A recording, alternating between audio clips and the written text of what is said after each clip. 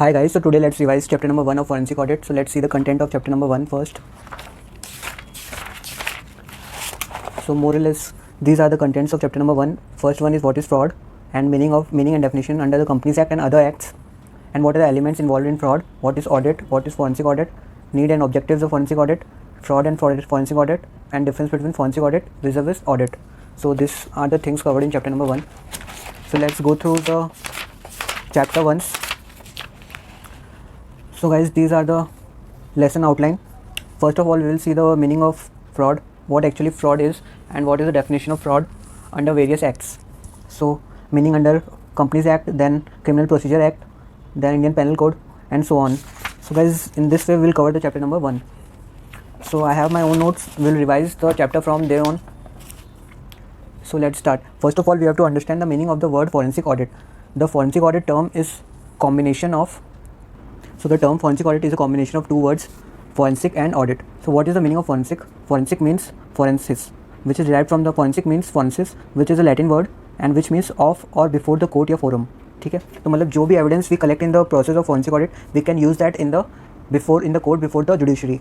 And audit we know it's an independent examination of financial statements so as to conclude whether the financial statements are giving a true or fair projection of the financial position of the company or not.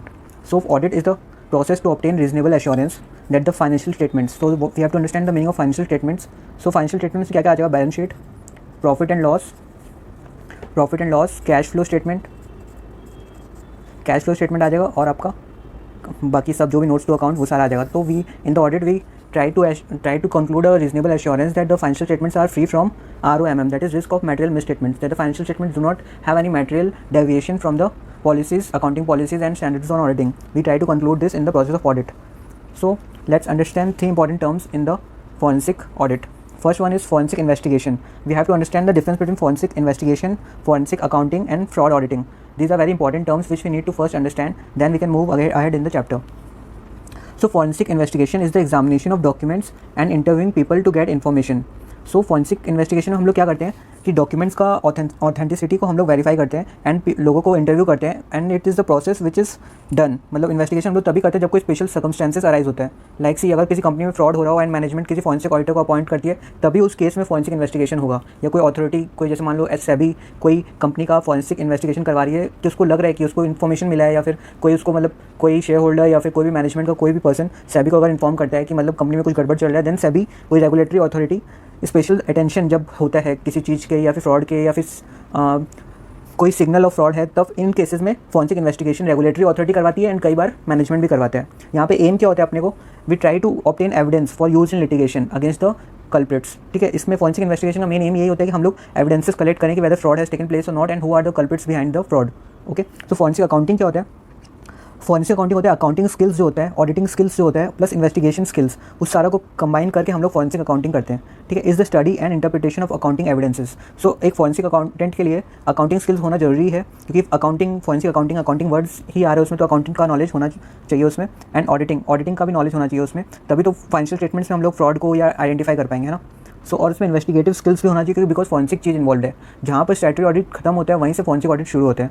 सो इसमें investigative skills भी चाहिए रहता है, ना सिर्फ कि law के ऊपर कमांड या अकाउंट्स के ऊपर कमांड, बट इसमें इन्वेस्टिगेटिव स्किल्स भी आता है which differ from person to person. So it is a combination of 3 skills which are accounting skills, auditing skills and investigative skills. That if you combine these 3 things then it is called financial accounting.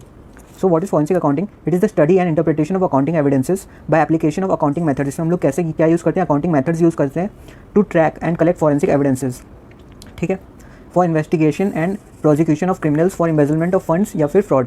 ठीक है, तो इसमें हम लोग क्या use करते हैं? अपना accounting, auditing and investigative skills use करते हैं, और अकाउंटिंग मेथड्स का यूज़ करके हम लोग ट्राई करते हैं कि फॉरेंसिक एविडेंस को कलेक्ट करें ताकि हम लोग प्रोसिक्यूट कर पाएँ क्रिमिनल्स को for embezzlement of funds, company का फंड्स चोरी करने के लिए या फिर कंपनी का एसेट्स को मिसयूज़ करने के लिए, so that we can find out the person behind the fraud. अब फ्रॉड ऑडिटिंग क्या होता है? Fraud auditing aims to detect fraud voluntary या mandatory by the government on assurance of certain events.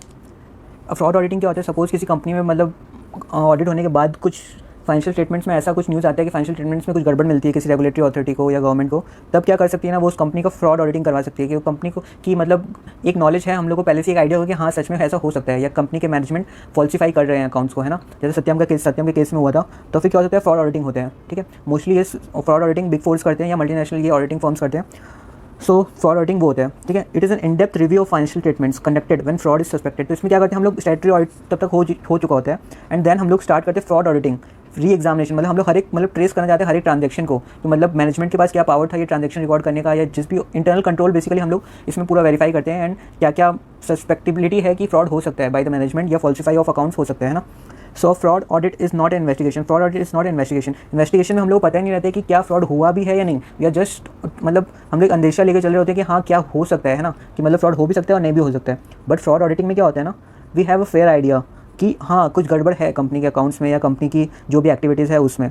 So it is not an investigation. Investigation we don't have any assurance whether fraud has taken place or not. But in fraud auditing we have a clue that something is fishy or wrong in the accounts of the companies or the activities of the management. So this is the basic difference between fraud auditing and investigations.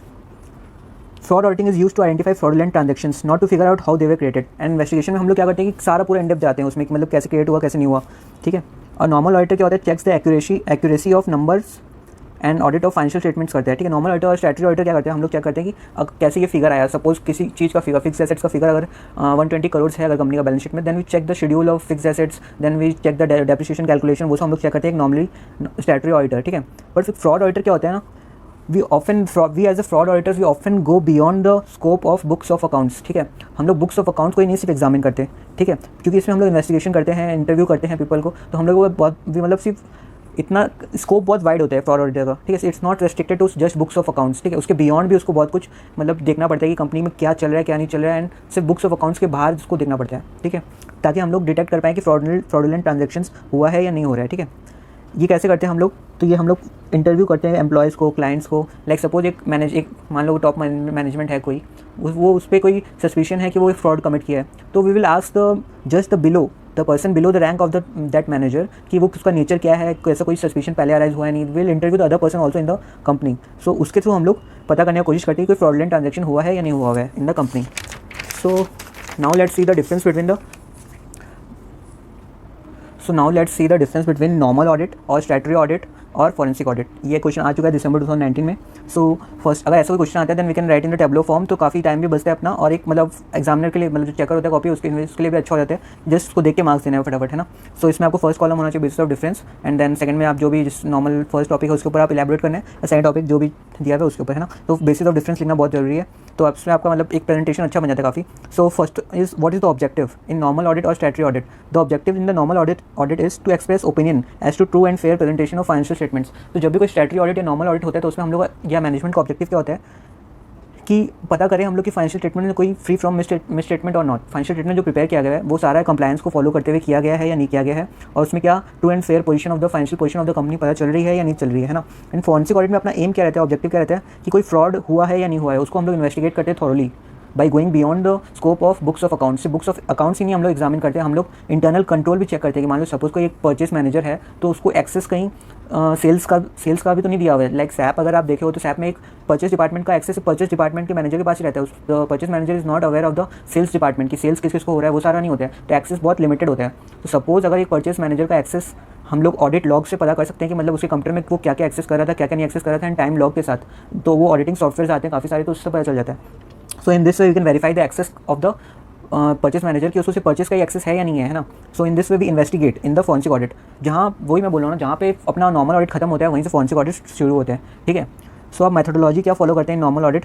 Normal audit is compliance based and sample based. मतलब देखो normal audit में क्या होता है, we have limited time, तो उसमें क्या होता है we don't go through the hundreds of transaction की सारा वेरीफाई करते हैं हम लोग कि हाँ भाई ये भी ठीक है, इसका वाउचर भी है, उसका वाउचर भी है। We just use the audit methodologies and we choose sample कि मतलब अगर 1000 ट्रांजेक्शन्स हैं, सपोज अगर रिलायंस जियो जैसा कंपनी है उसका हम लोग पूरा वाचिंग करने चले जाएँ तो फिर कितना साल लग जाएगा। So we use a sample based system, systematic sample based हम लोग चूज़ करते हैं कि मतलब टॉप मतलब मान लो जो भी बड़ा ट्रांजेक्शन है या मिडिल का कुछ हम लोग ट्रांजेक्शन्स हम लोग चेक करते हैं, लोअर मिडिल में हम लोग ट्राई टू करते हैं कि पता करने का कि कुछ सस्पिशियस तो नहीं है ना। सैम्पल हम लोग चूज़ करते हैं कि मान लो इस वैल्यू के बियॉन्ड ट्रांजेक्शन को हम लोग पूरा थॉरली इन्वेस्टिगेट करेंगे, तो उसमें सैम्पल होता है सारा, we can not go through because we have limitation of labour, man power and time also. So normal audit is compliance based, उसमें कंप्लायंसेस रहती है कि मतलब मान लो अगर आप कुछ भी चेक कर रहे हो, मान लो TDS टाइम पे डिपॉजिट हुआ है नहीं हुआ, GST भरा है या नहीं भरा, कंपनी का लिटिगेशन कुछ चल रहा है नहीं चल रहा है, कंप्लायंसेस कंपनी एक्ट की फॉलो कर रही है नहीं कर रही, बोर्ड मीटिंग 4 हो रही है नहीं हो रही साल में, तो ये सारा चेक करते हैं। अकाउंटिंग स्टैंडर्ड्स कंप्लाई किया नहीं किया, स्टैंडर्ड्स ऑन ऑडिटिंग कंप्लाई हो रहा है या नहीं हो रहा है, तो ये सारा इंटरनल कंट्रोल, तो ये सारा हम लोग कंप्लायंसेस चेक करते हैं सारा इसमें in normal audit. But in forensic audit we use investigative skills and in depth checking. So हम लोग फॉरेंसिक ऑडिट में हम लोग क्या करते हैं, इन्वेस्टिगेशन करते हैं पूरा कि कोई फ्रॉड तो नहीं हुआ है, एंड इन डेप्थ चेकिंग करते हैं in of the financial statements and the transactions of the company. ठीक है, अब पीरियड क्या है, नॉर्मल ऑडिट का पीरियड होता है अकाउंटिंग पीरियड, जैसे मान लो 1 साल का ऑडिट होता है ना, 31 अप्रैल से लेकर 31 मार्च तक का, तो वो 1 साल का रहता है। बट फॉरेंसिक ऑडिट क्या 1 साल का ही होगा, फॉरेंसिक ऑडिट 50 साल का भी आप कर सकते हो। ठीक है, अगर कुछ फ्रॉड हुआ है तो अगर if the documents are available, if the data is available, then हम लोग कितना पीछे जा सकते हैं और उसको इन डेप्थ हम लोग चेक कर सकते हैं कि क्या गड़बड़ चल रही है और कब से गड़बड़ चल रही है। ठीक है, सो यहाँ पे टाइम बार्ड नहीं होता है कि कोई भी 1 साल का ही होगा 2 साल का ही होगा, है ना, because fraud can exist since a long time, है ना, उसका डिस्कवरी बाद में होता है जब बहुत लेट हो चुका होता है ना। So reliability of evidence, here the auditor relies on the management's representation. अब यहाँ पे क्या होता है ना कि नॉर्मल ऑडिट में क्या करता है auditor, relies on the management's representation, जो मैनेजमेंट रिप्रेजेंटेशन देते हैं उसको रिलाई करता है ऑडिटर कि वो सही है या नहीं है ना। जैसे मान लो अगर डेटर्स का कोई कंफर्मेशन चाहिए तो फिर उस पर हम लोग मैनेजमेंट क्या डेटर्स का वेरिफिकेशन देते हैं, उस पर हम लोग रिलाई करते हैं कि वो सही होगा, है ना, और उसको फिर हम लोग क्रॉस वेरीफाई कर सकते हैं इनकेस अगर कोई डाउट हुआ तो। ठीक है, और फॉरेंसिक ऑडिट में क्या होता है, हेयर इंडिपेंडेंट वेरिफिकेशन होता है ऑफ सस्पेक्टेड या selected items where misappropriation is suspected. But forensic audit में क्या होता है ना कि जहाँ हम लोग को डर लगता है कि कुछ गड़बड़ हो सकता है ना, तो उन आइटम्स को हम लोग चेक करते हैं जहाँ गड़बड़ी का हम लोग को शक रहता है। ऑफ बैलेंस शीट आइटम्स और उसके बारे में हम लोग बेसिस पे डिफरेंशिएट करेंगे। So off balance sheet items मतलब एग्रीमेंट्स या कॉन्ट्रैक्ट्स। सो नॉर्मल ऑडिट में क्या होता है, use to vouch arithmetical accuracy and compliances to be adhered. जैसे मान लो अगर किसी कंपनी का कोई प्रोजेक्ट है कि मतलब कोई गवर्नमेंट से प्रोजेक्ट मिला है कि ये कंस्ट्रक्ट करना है, तो उसमें हम लोग एग्रीमेंट्स कब देखते हैं कि ये चेक करने के लिए कि मतलब जो एग्रीमेंट के टर्म्स एंड कंप्लायंसेस हैं कि पेमेंट इस टाइम तक आना चाहिए एंड इस टाइम तक कंस्ट्रक्शन हो जाना चाहिए, वरना पेनल्टी क्लॉज क्या है कंपनी के अंदर एग्रीमेंट के अंदर, तो वो सब चेक करने के लिए हम लोग ऑफ बैलेंस शीट आइटम्स जैसे एग्रीमेंट्स या कॉन्ट्रैक्ट्स हम लोग तब चेक करते हैं ना।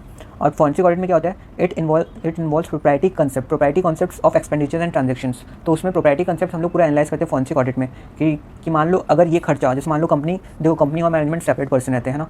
सो क्या होता है, मान लो कि अगर कंपनी में अगर मैं as an employee government company में काम करता हूँ, तो देखो मैं तो चाहे तो जैसे मान लो अगर किसी को मेरे को 50,000 ही पे करना है तो मैं उसको 70,000 दे दूँ, है ना। बट अगर वो कंपनी मेरी होती या मेरे घर में वही काम हो रहा होता तो मैं 50,000 ही देता उसको। तो प्रोपर्टी कंसेप्ट क्या बोलते हैं कि if you were the owner, या फिर मतलब अगर आप उस खर्चे को कर रहे होते तो कैसे खर्चा करते उस चीज़ को, जितना कॉशियसली जितना आप करते, जितना हो रहा है उतना ही खर्चा करते, तो वही प्रोपर्टी कंसेप्ट होता है कि if you are the owner तो आप उतना कितना खर्चा करते हैं। वैसे ही अगर मान लो एक गवर्नमेंट एम्प्लॉय में एक कॉन्ट्रैक्ट है जो कि जिसका प्राइस है 50,000 ही पे करना है अपने को, but if you as a manager वहाँ पे 70,000 पे कर रहे हो तो वो तो गलत है ना। अगर आप अपनी कैपेसिटी में उसको 50,000 ही देते अपने अगर आपके पॉकेट से जा रहा होता वो चीज़, और तो वो तो कंपनी के पॉकेट से जा रहा है, तो अगर आप ज़्यादा दे रहे हो तो वो सब भी हम लोग चेक करते हैं कि मतलब ऑथेंटिसिटी क्या है उस ट्रांजेक्शन का, और उसका मतलब फेयर प्राइस पे हो रहा है या नहीं हो रहा है ना। The transaction should be at arm's length price, ठीक है ना, जो कि हम लोग किसी भी एक आउटसाइडर से जैसे हम लोग ट्रांजेक्शन करते, अगर हम लोग के पॉकेट से पैसा जा रहा होता उतना ही पैसा हम लोग को कंपनी के पॉकेट से भी उतना ही देना चाहिए, है ना। ठीक है, तो ये है अपना ऑफ बैलेंस शीट आइटम्स का डिफरेंशिएशन। एडवर्स फाइंडिंग, अगर कोई एडवर्स फाइंडिंग होता है तो फिर हम लोग को क्या होगा इन नॉर्मल ऑडिट, एडवर्स फाइंडिंग होता है तो हम लोग क्या करते हैं, क्वालिफाइड ओपिनियन देते हैं इन द ऑडिट रिपोर्ट, और फाइनेंशियल इंपैक्ट भी बताते हैं कि मान लो उस एडवर्स